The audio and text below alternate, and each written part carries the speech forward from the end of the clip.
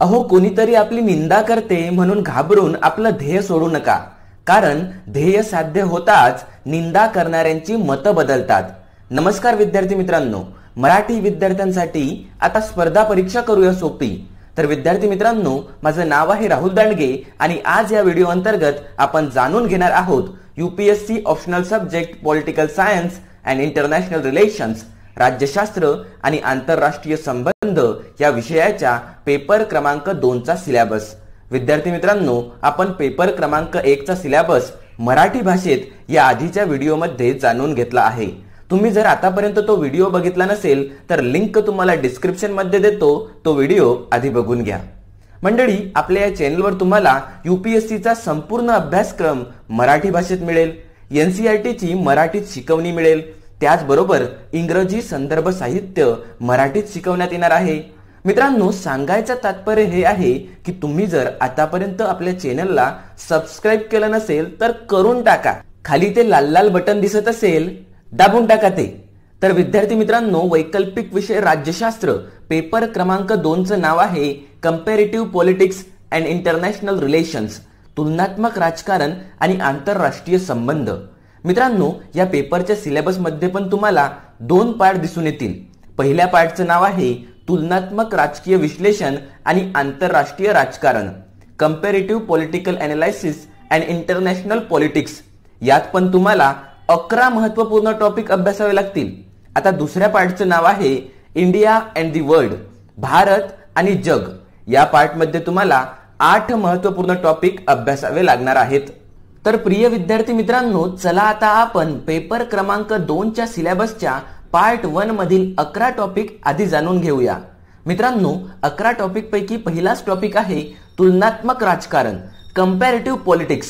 मित्रांनो, तुम्हाला शब्दावरून अर्थ समजायला हवा. तुलनात्मक म्हणजे काय, तर याचाच अर्थ तुलना करून अभ्यास केला जातो, कंपॅरेटिव्ह मेथड यूज केलं जातं. आता मित्रांनो, तुम्हाला तुलनात्मक राजकारण या टॉपिक अंतर्गत कशा कशाचा अभ्यास करायचा आहे ते जाणून घ्या. फर्स्ट, तुम्हाला तुलनात्मक राजकारणाचे स्वरूप आणि प्रमुख दृष्टिकोन जाणून घ्यावे लागणार आहेत. तुम्हाला राजकीय अर्थशास्त्र आणि राजकीय समाजशास्त्र हे परिप्रेक्ष्य अभ्यासावे लागणार आहेत. आणि थर्ड आहे तुलनात्मक पद्धतीच्या मर्यादा. मित्रांनो, या 3 घटकांचा अभ्यास तुम्हाला या पहिल्या टॉपिक अंतर्गत करावा लागेल. मंडळी, आता 11 टॉपिक पैकी दुसरा महत्वपूर्ण टॉपिक आहे तुलनात्मक परिप्रेक्ष्यातून राज्य संस्था, स्टेट इन कंपॅरेटिव्ह पर्स्पेक्टिव्ह. विद्यार्थी मित्रांनो, या टॉपिक मध्ये तुम्हाला भांडवली आणि समाजवादी अर्थव्यवस्था आणि प्रगत औद्योगिक आणि विकसनशील समाजांमधील राज्य संस्थेचे बदलते स्वरूप आणि त्यांची वैशिष्ट्ये या सर्व गोष्टी अभ्यासाव्या लागणार आहेत. चला आता 11 टॉपिक पैकी तिसरा टॉपिक काय आहे ते जाणून घेऊया.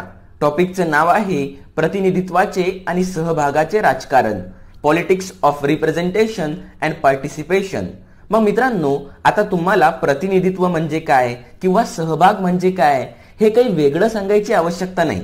विद्यार्थी मित्रांनो, या टॉपिक अंतर्गत तुम्हाला अभ्यास करावा लागणार आहे प्रगत औद्योगिक आणि विकसनशील समाजांमधील राजकीय पक्षांचा, दबाव गटांचा, त्याचबरोबर तुम्हाला सामाजिक चळवळींचा सुद्धा अभ्यास करावा लागणार आहे. तर मंडळी, आता 11 टॉपिक पैकी चौथा टॉपिक आहे जागतिकीकरण, ग्लोबलायझेशन. आता असं होऊच शकत नाही की तुम्ही जागतिकीकरण हा शब्द ऐकला नसेल म्हणून. आता मित्रांनो, यात तुम्हाला विकसित आणि विकसनशील समाजांनी जागतिकीकरणाला कसा प्रतिसाद दिला याचा अभ्यास करावा लागणार आहे. अभ्यासू विद्यार्थी मित्रांनो, आता 11 टॉपिक पैकी 5वा टॉपिक आहे आंतरराष्ट्रीय संबंधांच्या अभ्यासाचे दृष्टिकोन. यात तुम्हाला आदर्शवादी दृष्टिकोनाचा अभ्यास करावा लागणार आहे, वास्तववादी दृष्टिकोनाचा अभ्यास करावा लागणार आहे, मार्क्सवादी दृष्टिकोनाचा अभ्यास करावा लागणार आहे. त्याचबरोबर तुम्हाला कार्यवादी आणि व्यवस्था सिद्धांत काय आहे ते समजून घ्यावं लागणार आहे. विद्यार्थी मित्रांनो, मी तुम्हाला सिलेबस सांगत असताना लिहून घेत चला, कारण तुम्हाला यूपीएससीचा सिलेबस मराठी भाषेत इतरत्र कुठेच मिळणार नाही रे भाऊ. यूट्यूबवर जेव्हा मी सर्च केलं तेव्हा मलाच मराठीमध्ये एकही व्हिडिओ मिळाला नाही. मला मिळाला नाही म्हणून काय झालं, पण तुम्हाला मराठी भाषेत व्हिडिओ मिळायलाच पाहिजे आणि म्हणून हा घसा कोरडा करणं सुरू आहे. चॅनलला सबस्क्राईब केलं नसेल तर करून टाका.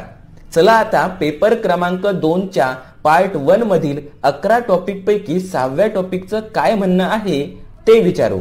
टॉपिकचं हेडिंग आहे की कन्सेप्ट्स इन इंटरनॅशनल रिलेशन्स, आंतरराष्ट्रीय संबंधातील प्रमुख संकल्पना. यात तुम्हाला राष्ट्रहित ही संकल्पना काय आहे, सुरक्षा ही संकल्पना काय आहे, सत्ता संतुलन ही संकल्पना काय आहे, प्रतिरोध, सामूहिक सुरक्षा, जागतिक भांडवली अर्थव्यवस्था आणि जागतिकीकरण मित्रांनो इत्यादी महत्त्वपूर्ण संकल्पनांचा अभ्यास तुम्हाला आंतरराष्ट्रीय संबंधातील प्रमुख संकल्पना या टॉपिक अंतर्गत करावा लागणार आहे.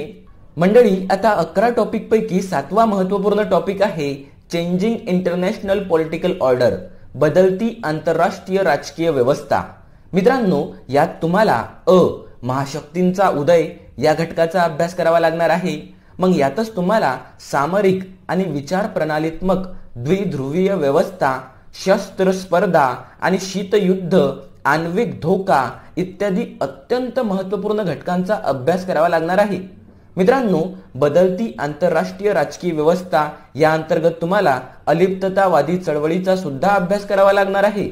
मंडळी, बदलती आंतरराष्ट्रीय राजकीय व्यवस्था यातच सोव्हिएत संघाचा पाडाव, एकध्रुवीयता आणि अमेरिकेचे धुरीणत्व, समकालीन जगात अलिप्ततावादी चळवळीची समर्थकता इत्यादी महत्त्वपूर्ण टॉपिकचा अभ्यास करावा लागणार आहे. मित्रांनो, सिलेबसचा अभ्यास करताना जर तुम्ही कंटाळा केला तर परीक्षा तुम्हाला पास करायला कंटाळा करेल. लक्षात ठेवा, जर यूपीएससी हे एक स्टेशन असेल तर त्या स्टेशनवर पोहोचण्यासाठी सिलेबस हीच एकमेव गाडी आहे. मग सिलेबसच्या या गाडीत तुम्ही बसलेले आहात आणि आता 11 टॉपिक पैकी 8वा टॉपिक आहे आंतरराष्ट्रीय आर्थिक व्यवस्थेची उत्क्रांती, evolution of the international economic system. यात तुम्हाला ब्रेटन वूड ते WTO, वर्ल्ड ट्रेड ऑर्गनायझेशन म्हणजेच ब्रेटन वूड पासून तर जागतिक व्यापार संस्थेपर्यंत, त्यानंतर समाजवादी अर्थव्यवस्था आणि CMEA, council for mutual economic assistance म्हणजेच समाजवादी अर्थव्यवस्था आणि परस्पर आर्थिक सहकार्य परिषद, त्यानंतर नव्या आंतरराष्ट्रीय आर्थिक व्यवस्थेची तिसऱ्या जगाकडून मागणी, त्यानंतर अर्थव्यवस्थेचे जागतिकीकरण इत्यादी महत्त्वपूर्ण घटकांचा अभ्यास तुम्हाला 8व्या टॉपिक अंतर्गत करावा लागणार आहे. तर मित्रांनो, सिलेबसमध्ये पुढे जाण्या अगोदर मी तुम्हाला थोडंसं एक्स्ट्राचं ज्ञान वाटतो. मित्रांनो, जेव्हा पण तुम्हाला हाती घेतलेलं ध्येय सोडून द्यायचा विचार येईल ना, तेव्हा लक्षात ठेवा, अशी काही माणसं असणार आहेत जी तुमच्या बाबतीत म्हणतील, अरे मी म्हटलं होतं ना, तो आयुष्यात काहीच करू शकणार नाही.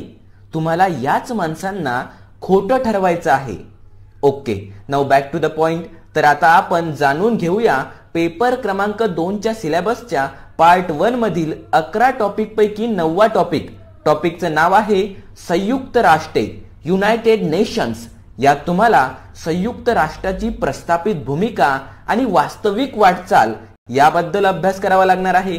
त्याचबरोबर संयुक्त राष्ट्र संघटनेची विशेषीकृत अभिकरणे, उद्दिष्टे, कार्ये, सुधारणांची गरज इत्यादी घटकांचा तुम्हाला अभ्यास करावा लागेल. तर विद्यार्थी मित्रांनो, आता 11 टॉपिक पैकी 10वा टॉपिक आहे जागतिक राजकारणाचे प्रादेशिकीकरण. मित्रांनो, रिजनलायझेशन ऑफ द वर्ल्ड पॉलिटिक्स. यात तुम्हाला EU म्हणजेच युरोपियन युनियन, त्यानंतर Asian ASEAN association of south east Asian nations, त्यानंतर APEC APEC Asia Pacific economic cooperation, त्यानंतर SAARC म्हणजेच south Asian association for regional cooperation, त्यानंतर NAFTA NAFTA म्हणजेच north American free trade agreement. या सर्वांचा अभ्यास तुम्हाला करावा लागेल. तर प्रिय विद्यार्थी मित्रांनो, आता पेपर क्रमांक 2च्या सिलेबसच्या पार्ट 1 मधील 11वा आणि शेवटचा टॉपिक आहे समकालीन जागतिक चिंता विषय. बघा, चिंता विषय, मग कोणकोणते चिंता विषय आहेत ते बघूया. तर लोकशाही, त्यानंतर मानवी हक्क, पर्यावरण, लिंगभेद, त्यानंतर न्याय, दहशतवाद, आण्विक प्रसार इत्यादी जागतिक चिंता विषय आपल्याला जाणून घ्यावे लागतील. तर मंडळी, इथे पेपर क्रमांक 2चा पार्ट 1 समाप्त होतो. चला आता लवकरात लवकर पार्ट 2 जाणून घेऊया. यात आपल्याला 8 महत्त्वपूर्ण टॉपिक दिसून येतील. तर मित्रांनो, पार्ट 2चं नाव आहे भारत आणि जग, इंडिया अँड दी वर्ल्ड, यात तुम्हाला 8 टॉपिक पैकी पहिलाच टॉपिक आहे भारताचे परराष्ट्र धोरण, इंडियन फॉरेन पॉलिसी. मित्रांनो, या टॉपिक अंतर्गत तुम्हाला परराष्ट्र धोरणाचे निर्धारक घटक अभ्यासावे लागतील, परराष्ट्र धोरण निर्मिती करणाऱ्या संस्था अभ्यासाव्या लागतील. त्याचबरोबर आपल्याला भारतीय परराष्ट्र धोरणामधील सातत्य आणि बदल अभ्यासावा लागेल. मंडळी, आता 8 टॉपिक पैकी दुसरा टॉपिक आहे अलिप्ततावादी चळवळ. त्यात भारताचे योगदान, विभिन्न टप्पे आणि वर्तमान भूमिका इत्यादी घटकांचा आपल्याला आढावा घ्यावा लागेल. मित्रांनो, आता 8 टॉपिक पैकी तिसरा टॉपिक आहे भारत आणि दक्षिण आशिया, इंडिया अँड साऊथ एशिया. मित्रांनो, यात तुम्हाला ABCD असे 4 सब टॉपिक दिसून येतील. तर ए, पूर्वेकडे पहा धोरण, भारताचं जे पूर्वेकडे पहा धोरण आहे याचा तुम्हाला अभ्यास करावा लागेल. त्यानंतर B, South Asia as a free trade area, म्हणजेच मुक्त व्यापार क्षेत्र म्हणून दक्षिण आशिया. त्यानंतर C, SAARC, SAARC, South Asian association for regional cooperation, याचा जो पास्ट परफॉर्मन्स आहे आणि फ्युचर प्रॉस्पेक्ट्स आहेत, म्हणजे काय तर सार्कची मागील कामगिरी आणि भविष्यातील अपेक्षा ह्या तुम्हाला अभ्यासाव्या लागतील. आता तिसऱ्या टॉपिकचा चौथा सब टॉपिक आहे प्रादेशिक सहकार्यातील अडथळे. मित्रांनो, यात तुम्हाला नदीजल विवाद, बेकायदेशीर सीमापार स्थलांतर, वंश सांस्कृतिक संघर्ष, सीमावाद इत्यादी मुद्दे दिसून येतील. विद्यार्थी मित्रांनो, आता 8 टॉपिक पैकी चौथा टॉपिक आहे भारत आणि जागतिक दक्षिण प्रदेश, India and the global South. यात तुम्हाला आफ्रिका लॅटिन अमेरिकेशी संबंध, नवीन आंतरराष्ट्रीय आर्थिक व्यवस्थेची मागणी, त्यानंतर WTOची वाटाघाटींमधील अग्रणीय भूमिका, वर्ल्ड ट्रेड ऑर्गनायझेशनची वाटाघाटींमधील अग्रणीय भूमिका तुम्हाला अभ्यासावी लागणार आहे. मित्रांनो, इत्यादी घटकांचा अभ्यास तुम्हाला या चौथ्या टॉपिक अंतर्गत करावा लागेल. चला, आता पुढील टॉपिक आहे 8 टॉपिक पैकी 5वा टॉपिक, भारत आणि जागतिक सत्ता केंद्रे, India and the global centres of power. मग यामध्ये अमेरिका, युरोपियन युनियन, रशिया, चीन आणि जपान यांचा समावेश होतो. मित्रांनो, आता 8 टॉपिक पैकी 6वा टॉपिक आहे India and the UN system, Bharat आणि संयुक्त राष्ट्र व्यवस्था.